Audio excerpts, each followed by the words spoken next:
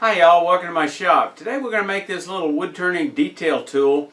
It's not my idea, it's one that David Reed Smith has on his website. I'll have a link to his site below in the description. He calls it a shear spear, and it's sort of a cross between a skew but without some of the potential catches that a skew's got, and a pyramid tool, and a little bit like a skew. So I guess you could say it's sort of in between a skew and this pyramid tool. So let me show you how that works.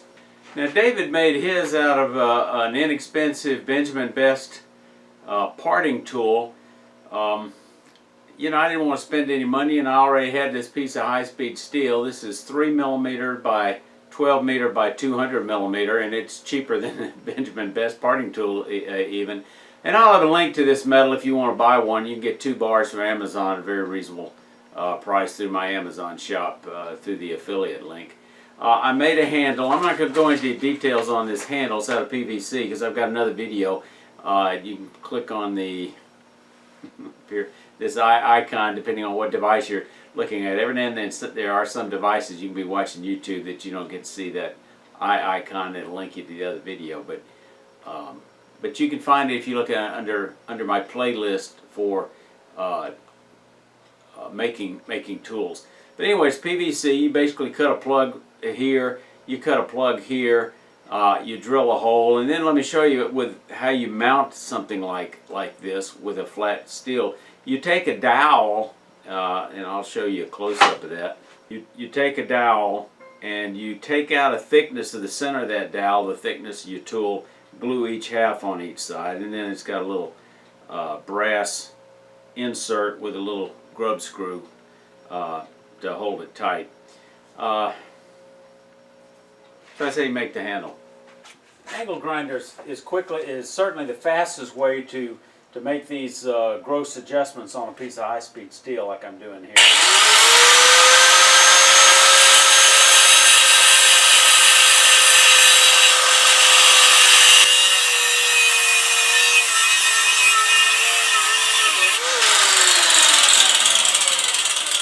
And that's done. Be sure to wear your eyeglasses. Don't worry about it overheating the tool and changing the color. This is high-speed steel. This is not carbon steel.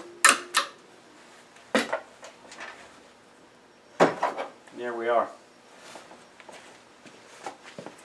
So I'm going to clean up this edge on my coarse 80 grit wheel.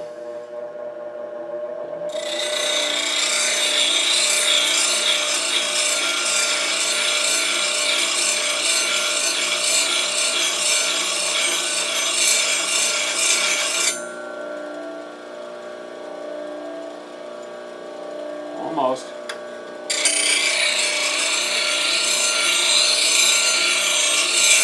Okay, we got the bevel cleaned up.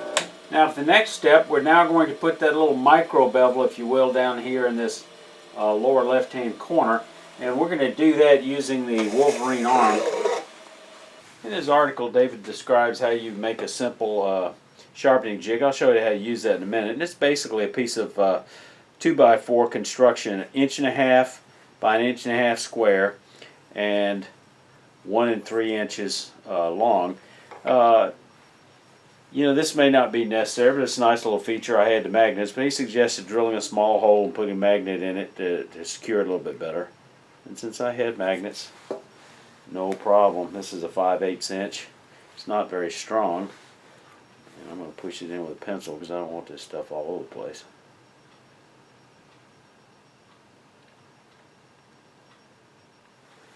Okay. Just kind of tap it flush, and we'll let that dry.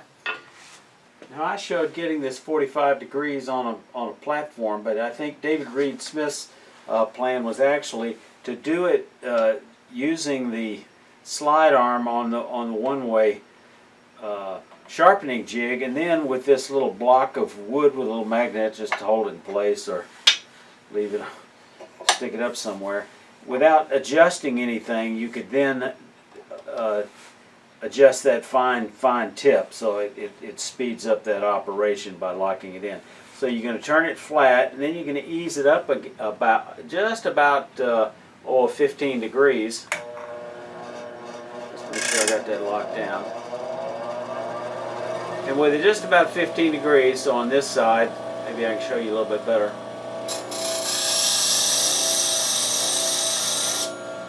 And then you're going to go back and forth,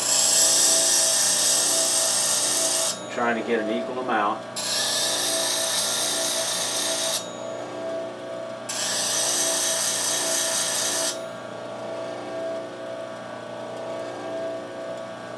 Let's see if I'm almost there. One more pass each way.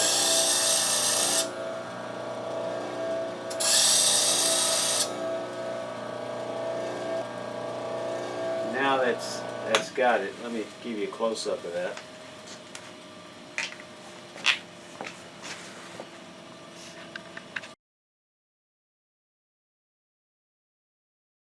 One of the things it's supposed to be good for is undercutting the outside rim to make a bead. So let's see how that works. We're going to come in here, and then we're going to come in underneath it.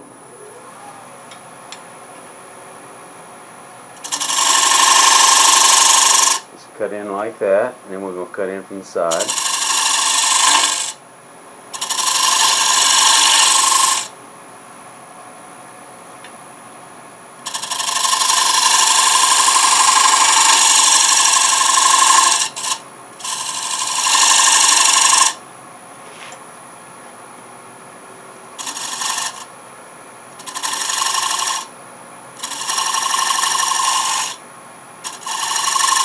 I'd be very intimidating to try to do that with a skew.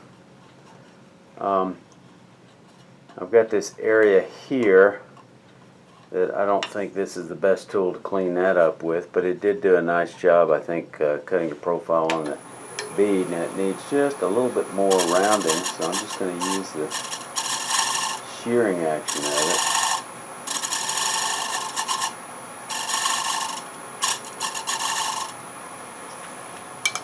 And, you know, we can contrast that with the pyramid tool.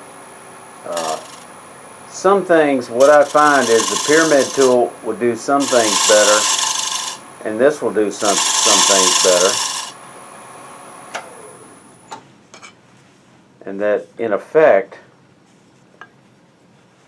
we've got three tools that do some cuts similarly, and that's the skew, this shear spear, and the point tool. But for folks that are intimidated with the skew, this can go in deeper, I found, than this, and does some things better than the pyramid tool. All right, I'm going to go back and try to come in here sideways, and let's see how that works as a shear, again, as a shear scraper.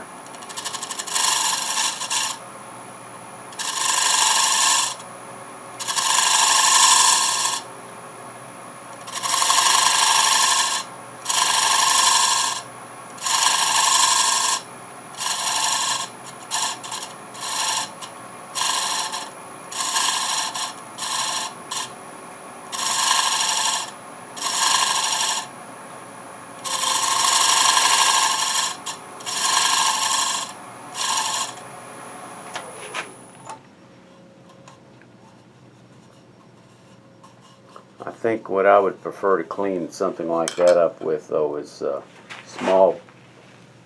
probably a smaller bowl gouge.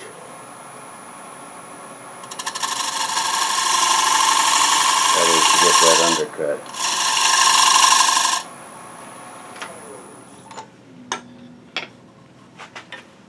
And there's the example of that undercut bead.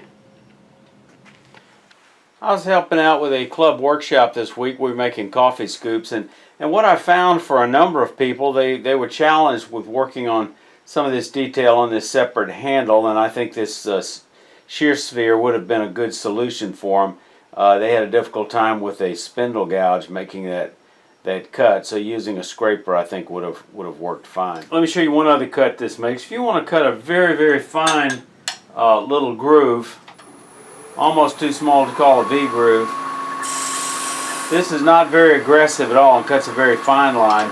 If you wanted to do the same thing with a pyramid tool, you've got to be very careful because it has tendency to go much deeper. That one tends to be a little more limiting because it's not as wide as this.